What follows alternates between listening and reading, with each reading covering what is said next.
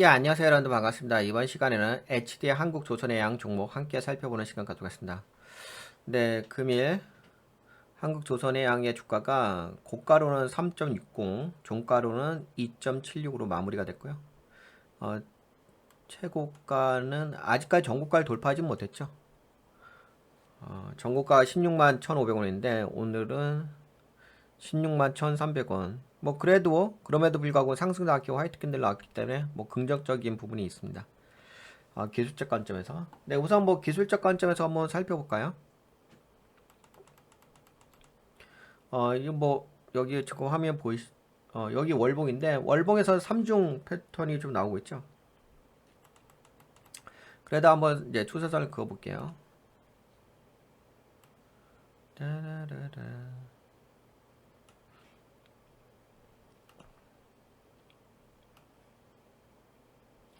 이 자리에서 뭐 그래도 올라오긴 했네요. 예, 지금 화면 보시다시피 물론 이제 여기는 아니죠. 예, 이 전고가 뭐 이 자리가 얼마였죠? 17만 9천 원이네. 17만 9천 원이고 현재는 16만 원. 네. 잠깐만. 16만 원으로 해서 이제 종가가 마무리가 됐죠.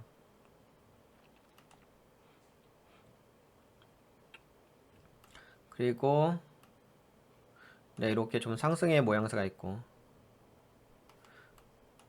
네, 아직까지 뭐 전고가인 네, 16만 3,500원을 돌파하지 못했습니다. 그래서 현재 포지션은 여기 여기 요 자리죠. 네, 그래서 요 자리가 좀 변동성 구간이긴 합니다. 그래도 쫄래쫄래 잘 올라왔습니다. 좀 앞으로 좀 모니터링을 해볼 필요가 있을 것 같고요. 수급도 한번 볼까요? 우선 이건 추세선, 네, 기술적 관점으로 본 거고. 네, 수급도 뭐 긍정적인 모양새가 있긴 하네요. 최근에 외국인들 비중이 많이 증가하고 있죠. 네, 2023년 3월 달부터 네, 꾸준하게 외국인의 매수세가 들어오고 있고요. 개인들은 계속 매도 때리고 있죠. 우선 수급적인 부분은 네, 긍정적입니다. 그리고 뭐 오늘 올라갈 때 어제는 약간 상환이 있었죠. 대차장구 이전 캔들에서는. 그래서 뭐 대차 쪽도 뭐 긍정적이고 뭐 기술적 관점으로는 네, 다 긍정적인 모양새가 있습니다. 그리고 이것도 한번 볼까요?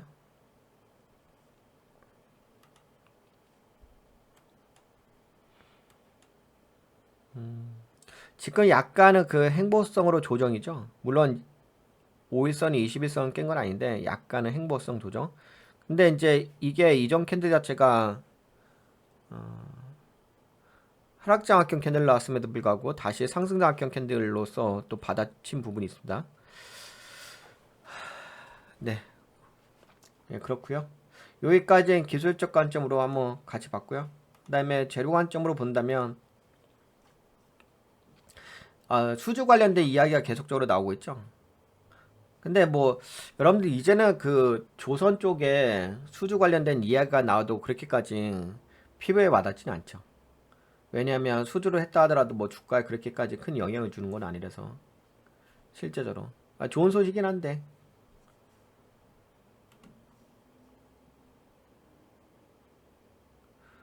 네, 우선 한국조선해양 어떤 회사인지. HD 한국조선해양은 세계 최대 규모의 조선 회사 중 하나이며 다양한 유형의 선박을 설계, 건조, 수리하는 사업을 운영하고 있다. 회사는 선박, 해양 플랜트, 엔진 사업 세 가지 주요 사업 분야를 보유하고 있습니다. 선박 사업, 해양 플랜트 사업, 엔진 사업, 네, 기타 등등. 네, 다 아시니까 요 정도만 좀 살짝만 언급을 하고요. 그리고 아까 뭐 재료 관점으로서는 뭐 수주 관련된 이야기가 계속적으로 나오고 있고 그리고 뭐 실제적으로도 네 이거 최신 네, 사업 보고서 네 여기 수주 상황 네 수주 장고가 이게 100만원 단위죠. 60조 3,898억 원 정도 있습니다. 수주잔고가. 근데 요거는 이제 수주잔고는 이전 사업 보고서하고 좀 비교해 보시면 좀 도움이 되실지 않을까 싶습니다. 요건 이제 아니구나. 요게 5월 16일자 분기보수고 요게 이제 3월 21일자.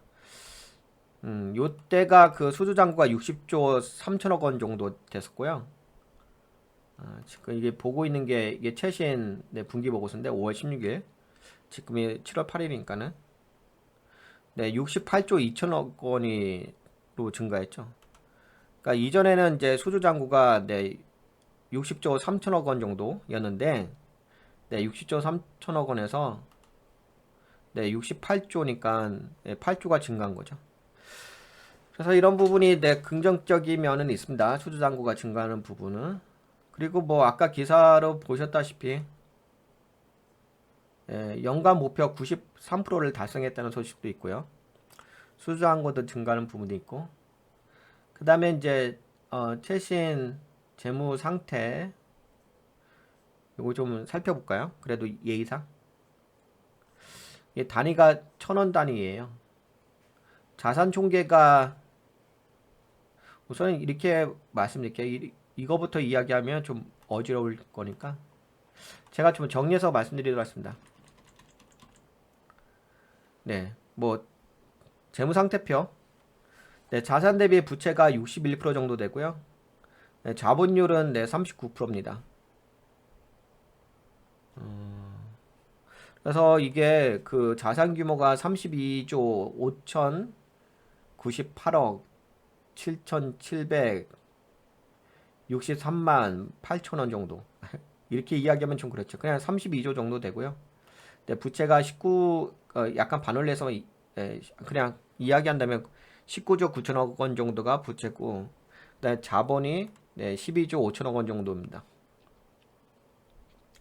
그러니까 이제 부채 비율이 좀 많죠. 부채 비율이 많은 것은 좋은 건 아니죠. 그리고 이 잉여금도 있긴 있어요. 14조 2천억 원 정도 이 잉여금이 있고, 자본 잉여금도 이제 2조 4천억 원 정도 있습니다. 그래서 뭐 너무 나쁘다 이 정도까지는 아니에요. 그 정도까지는 아니고, 다만 이제 부채 비율이 좀 있고, 자본율이 39%니까 40%라고 하면 그렇습니다. 뭐 조선업 쪽이 아무래도 좀 재무 상태가 강하지는 않죠. 약하죠. 그리고 매출 보게 되면 매출이 5조 5천억 원 정도, 영업이익이 1,600억 원, 그리고 순이익은 1,930억 원 정도. 그래서 영업이익률은 2.9%. 다른 산업군에 비해서는 매우 낮죠. 영업이익률이 2.9%. 일을 해서 2.9%밖에 벌 수가 없어요. 그러니까 그렇게까지 뭐 조선업이 남는 사업은 아니죠. 요번에 그 삼성전자도 9.2%밖에 안 나왔거든요. SK하이닉스가 한국에서는 이제 23.2%가 나왔고, 한미반도체가 영업이익률이 37.1%거든요. 근데 뭐 한미반도체에 비하면 뭐 진짜 너무 적죠. 삼성전자도 적은 편인데 영업이익률이. 근데 한국조선해양은 뭐 영업이익률이 2.9%밖에 안 되니까 냉엄한 현실이긴 하죠. 조선업이 돈 버는 사업은 아니죠. 그냥 뭐 국가기관 사업 이렇게 좀 보는 거지. 이래서 그래서 뭐 수주잔고가 뭐 있다 하더라도 그렇게까지 피부에 와닿진 않죠. 그리고 순이익도 지금 순이익이 1,933억 원 정도 되는데 그 3.5%입니다. 그나마 뭐 영업의 수익이 있어서 그런지 몰라도 영업의 수익이 있기 때문에 당연히 순이익률이 올라갔겠죠. 그래서 순이익률이 3.5%. 근데 진짜 너무 낮아요. 조선업이 너무 영업이익률이 너무 낮아요. 일을 해서 남는 게 없어요. 남는 게 2.9%가 기껏 해봤자 3% 정도 남기는 거잖아요.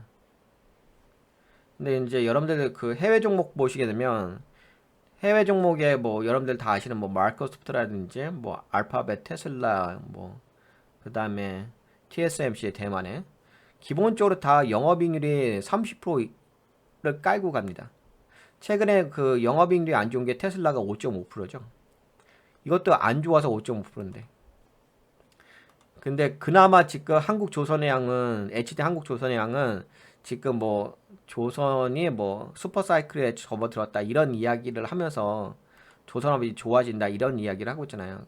그러는 상황에서 최근에 발표된 분기 보고서가 영업이익률이 2.9%. 근데 이 2.9%도 뭐냐면 저거예요. 흑자 전환한 2.9%예요. 원래 2.9%가 아니라 저번 분기 대비 흑자 전환해가지고 2.9%거든요. 그래서 지금 어떤 부분이냐면, 그러니까 이게 좀 냉엄한 현실입니다. 뭐 한국이 뭐 수출의 나라라고 하는데 그렇지는 않은 것 같아요.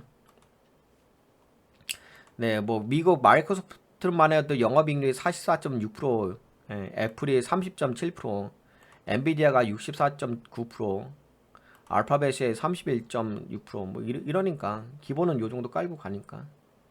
TSMC가 42% 영업이익률이. 다들 엄청나게 주가 날라가잖아요. 그렇죠? 예. 근데 이제 지금 HD 한국조선해양은 영업이익률이 2.9%밖에 안 되니까 이게 냉엄한 현실이라는 거. 예. 하지만 이제 우리가 뭐 HD 한국조선해양을 보는 이유 중에 하나는 지금은 뭐 저거죠. 뭐 저평가된 부분이 있는 거. 자산 대비 좀 저평가된 부분이 없잖아요. 있어서. 그 부분이 뭐냐면은 그 PBR 아시잖아요. 예, PBR이 지금 0.83. 네, 1분기 저기 3월 달에 3월 기준 보고된 사업 보고서 보게 되면 PBR이 0.84 1도 안 되죠. 근데 올해 2024년에는 1 정도 된다고 예상하고 있거든요. 그러니까 뭐 지금은 1도 안 됐으니까 0.83이니까 현재는 이제 저 PBR이라고 볼 수가 있기는 하겠죠. 예. 그래서 여튼간에 그런 부분이 있으니까 약간 좀 저렴하다. 그런 메리트가 있다고 볼 수가 있고요. 그 다음에 뭐 아까 그 수급 관점으로 봤을 때는 이제 외국인과 기관계 수급이 좀 들어오는 부분이 있고, 그리고 재무적인 관점으로 봤을 때는 아, 수주 잔고가 증가하는 부분이 있고요. 그런 부분도 있고. 그 다음에 약간만 더 살펴볼까요? 아까 뭐 요거 재무 상태표는 좀 같이 봤으니까 이거 말고 이제 저걸 한번 볼게요. 이 어떤 부분이 있냐면 손익계산서를 보시게 되면 매출액은 이전 저번 분기 대비 증가를 하긴 했죠.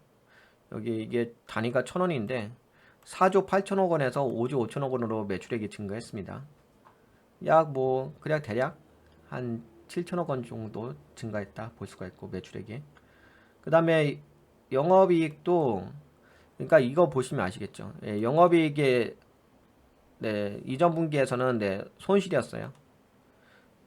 190억 정도가 손실이었는데 요번에는 이제 1,600억 원 흑자 전환했거든요. 근데 흑자 전환한 부분이 좀 많이 하긴 했어요. 왜냐하면은 손실이었다가 1,600억 원 정도가 증가한 거니까 1,601억 6,257만 3천원 3천원까지 읽을 필요 없는데 여하튼간에 혹시나 싶어가지고 교차 검증을 하냐고 좀 읽어봤는데 1,600억 원 정도 많이 증가했어요. 그러니까 이제 흑자 전환을 했어도 좀 1,600억 원이니까 규모가 있다 보니까 그래도 영업이익이 좀 흑자 전환하면서 좀 많이 증가한 부분이 있고, 근데 증가해봤자 뭐 아까 영업이익률이 2.9%밖에 안 되기 때문에 남는 건 거의 없죠. 근데 다만 이제 흑자 전환한 부분이 있고 수급 좀 들어오고 저평가된 부분도 있고, 그러니까 북밸류 관점으로 봤을 때 자산 관점으로 봤을 때 그런 부분이 이제 메리트라고 볼 수가 있긴 하죠. 그 다음에 이제 단기 순이익도 보시게 되면 단기 순이익도 뭐 증가한 건 있어요. 저번 분기에서 1,518억 원이 이제 손실이었는데 당분기에는 1,933억 원이 흑자 전환하는 부분이 있습니다. 물론 이제 다시 한번 말씀드리지만 냉정하게 봤을 때는 다른 업종에 비해서는 너무 남는 거 없잖아요. 일에서 남는 건 없는데 그럼에도 불구하고 그냥 이제 이 종목에 대한 어떤 주가의 아까 보셨잖아요. 기술적 관점으로. 여기 보시게 되면은 이것만 이걸 이렇게 제 얼굴이 이거 월봉이잖아요. 월봉에서 여기 아래 있잖아요. 그렇죠? 싼 자리죠. 저평가된 좀 부분이 있는 게 있으니까 그거에 대한 뭐 매력도라고 보셔야 되겠죠. 그리고 이제 최근에 좀 수급이 들어온 부분이 있으니까 네, 약간 이제 그런 관점이 있습니다. 네, 이렇게 그렇죠. 이런 부분이 있어서 그리고 이 정도 있고 그래서 결국에는 이제 흑자 전환에 대한 메리트는 있어요. 근데 여러분들 그게 뭐가 있냐면 그 재무에서 마이너스가 나와보다가 흑자 전환한다는 것 자체가 결코 쉽지는 않습니다. 왜냐면 이게 사람도 이제 마인드가 바뀌기가 쉽지 않잖아요. 경영도 마찬가지예요. 경영도 계속적으로 마이너스 나다가 흑자 전환한다는 것 자체는 뭔가 경영이 좀 바뀌었다는 의미가 있거든요. 그러니까 경영자가 경영에 대한 전략적인 부분이 바뀐 부분이 있기 때문에 그게 흑자 전환이 되는 거지. 예전의 경영 스타일이었다면 계속 마이너스 나는 경영밖에 못하는 거겠죠. 그러니까 뭔가가 이제 바뀐 부분, 약간 이제 전환된 부분이 있기 때문에 그거에 대한 이제 기대감은 없지나 있고, 뭐 아까 잔고 수량도 좀 증가한 부분이 있으니까, 수주 잔고 수량도 증가한 부분이 있으니까, 근데 그런 부분도 긍정적인 면은 있습니다. 그리고 수급도 그렇고요. 그 다음에 이제 뭐 외부적인 환경을 좀 말씀드릴까요? 그래서 이 선박에 대한 수요가 좀 증가하는 부분은 여러 가지 관점이 있겠죠. 뭐 되게 다양한 관점인데 뭐 글로벌 경제 성장 뭐 이런 부분도 있고 해상 무역 증가. 근데 해상 무역 증가는 아마 저거에 좀 영향을 받을 거예요. 홍해 관련된 거. 그러니까 중동 전쟁 관련된 이슈가 좀 있고 그 다음에 또 어떤 부분이 있냐면은 그 선박 운임료가 좀 증가하고 있어요. 꾸준하게 증가하는 부분이 있더라고요. 제가 아침 방송마다 체크해드리고 있는데 상하이 컨테이너 운임지수 7월 5일날 발표됐는데 이전보다도 증가했네. 그렇죠. 3,714에서 3,733이니까 약간 더 증가했네. 비디아 지수는 약간 빠졌네. 비디아 지수는 올라가지 않는다. 비디아 지수는 올라가지 않지만 뭐 상하이 컨테이너 운임 지수는 좀 올라간 부분도 있고 그 다음에 또 한 가지가 또 조선업의 약간 경제적 환경적 기반이 되는 게 뭐가 있냐면 유가죠. 최근에 유가가 그래도 브렌트유하고 서부텍사스 원유가 80달러 이상으로 좀 올라온 부분이 있습니다. 그런 부분들이 주가에 어떤 긍정적인 영향을 미칠 수가 있긴 하죠. 여기 보시면 지금 빠지네.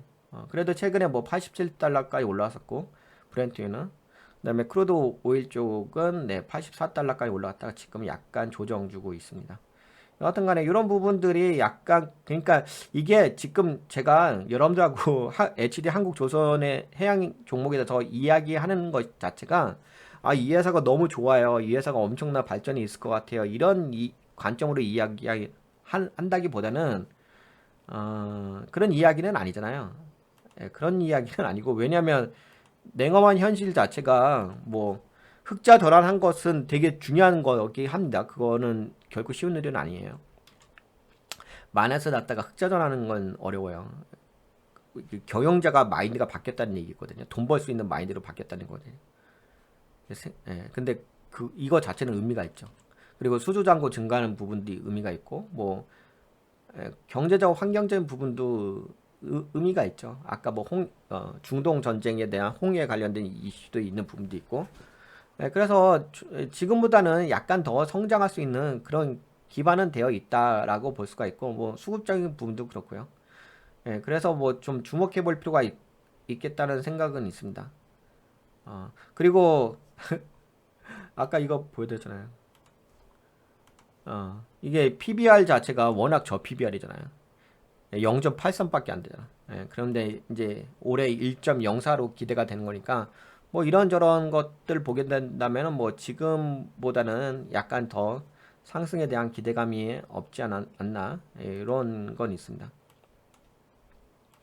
그런 관점에서 한번 이제 여러분들하고 살펴보는 거고요. 뭐 기술적 관점으로도 뭐, 삼중형 패턴의 모양새가 있고요. 그러면 근데 그쵸. 싸다라는 게 있어요. 저렴하다, 저평가가 됐다. 너무 저평가는 아닌데 싸다. 그러니까 흑자 전환됐다. 그래서 예를 들어서 이런 거죠. 지금은 뭐 영업이익률이 2.9%밖에 안 되긴 하지만 그래도 뭐 다음에 영업이익률이 한 4% 정도도 기대될 수 있는 거 아니겠습니까? 그러니까 이 자리에서 지금 흑자로 전환된 상태에서 그게 2.9%잖아요. 근데 만약에 다음 분기에 그 사업 보고서가 뭐 5%만 나온다 하더라도, 여기서 5%만 나온다 하더라도 거의 두 배는 아니지만 두 배 가까이는 되잖아요. 그렇죠?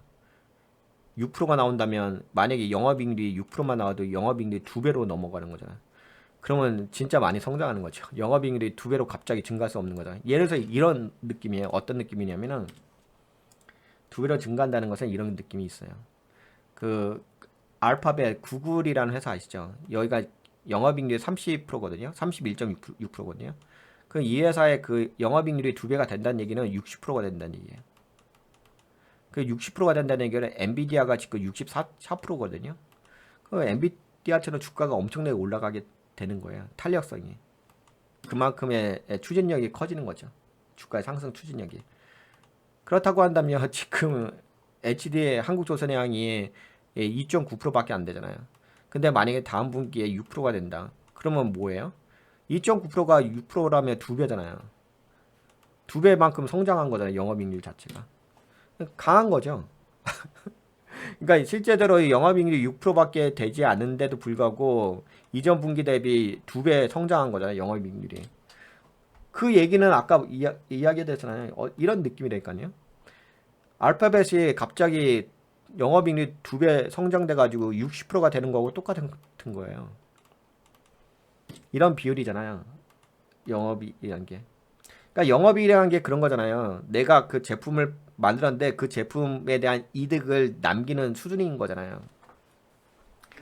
근데 그 이득을 남기는 수준이 이전의 단가보다 두 배 정도 더 내가 가져갈 수 있다. 그런 거 아니겠습니까? 이전에는 3%밖에 못 갖고 왔는데 요번에는 이번 다음 분기에는 뭐 6% 돼가지고 두 배 이상 이전보다는 더 많이 가져간다. 그런 의미가 있습니다. 무슨 말씀인지 알겠죠? 그러니까 지금 자체가 영업이익률이 너무 좀 저조한 부분이니까 여기서 조금만 올라가도 주가가 상승할 수 있는 부분이 있는 거잖아요. 이 수준에서 지금 이 수준에서 주가가 올라갔다고 하는 거니까. 네, 그런 관점입니다. 뭐 조선업이 뭐 슈퍼 사이클에 접어들었다 이런 이야기는 그 오바인 거고요. 뭐 슈퍼 사이클이라고 한다면 뭐 그건 제가 보기에는 약간 오바인데 그럼에도 불구하고 여러 가지 지금 뭐 기술적 관점이라든지 뭐 재무적인 관점이라든지 뭐 수구적인 관점이라든지 그다음에 뭐 경제적 관점이라든지 그런 부분이 아직까지는 뭐 악재가 나오고 있는 건 아니라서 그래도 어느 정도 저 뭐 주가의 상승을 좀 받쳐주는 부분이 있죠. 그런 관점으로는 주목을 해볼 종목인 것 같긴 합니다. 그리고 요게 지금 움직인 것 자체가 아까 전에 뭐 기술적 관점으로 말씀드렸고 그리고 뭐 참고적으로 요것만 좀 체크해 드릴게요.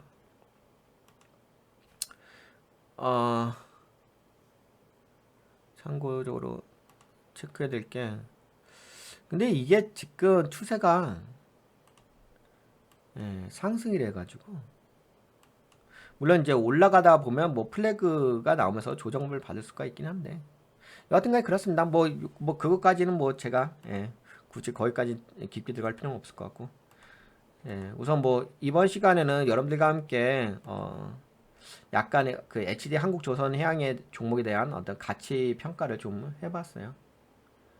그러니까 냉업하게 봐야 될 부분이 있다는 거죠. 예, 냉업하게 현재 상황에 대해서 그리고 기술적으로 현재 포지션에 대해서 그냥 제가 보는 것은 HD 한국조선해양에 대한 어떤 영업이익률이 다음 분기에 좀 증가하게 된다면 네, 주가를 좀 더 부양시킬 수 있는 촉매제 역할을 할 수 있지 않을까 그렇게 보는 거죠. 그리고 흑자 전환된 부분이 있으니까. 하지만 냉정하게 본다면 네, 영업이익률은 2.9%밖에 안 됩니다. 그렇죠? 뭐 그래도 뭐 LG 디스플레이가 마이너스 8.9%인데 마이너스보다 낮긴 낮죠. 마이너스보다 낮긴 낮지. 2.9%니까.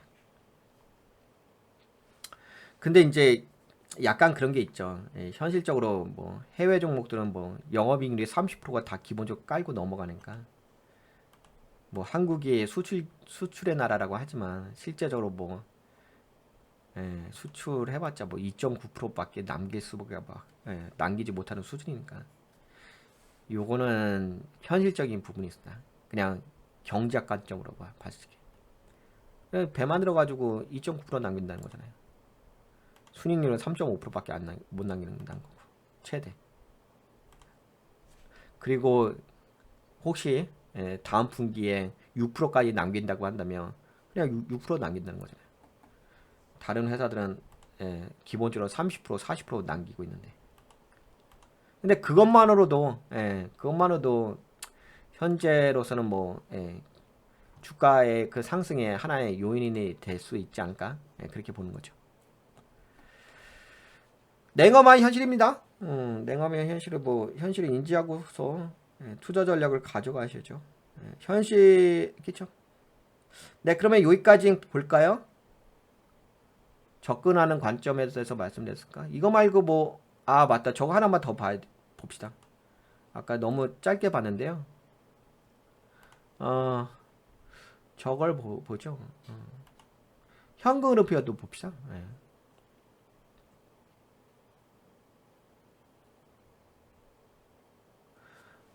영업활동 현금은 나쁘진 않은 것 같은데. 그래도 뭐 플러스가 나온 상태니까.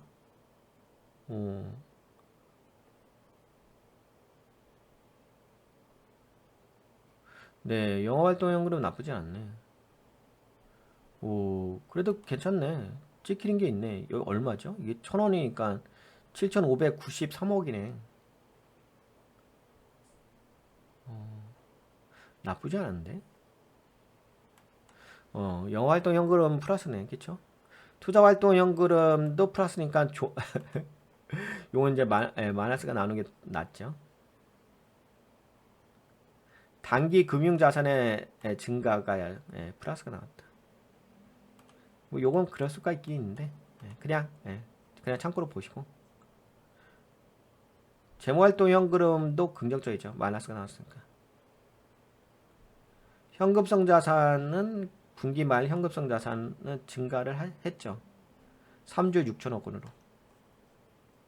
네, 그래서 뭐 특별하게 저는 이거 볼 때 요거 영업에서 창출된 현금 요 부분을 좀 체크해 보려고.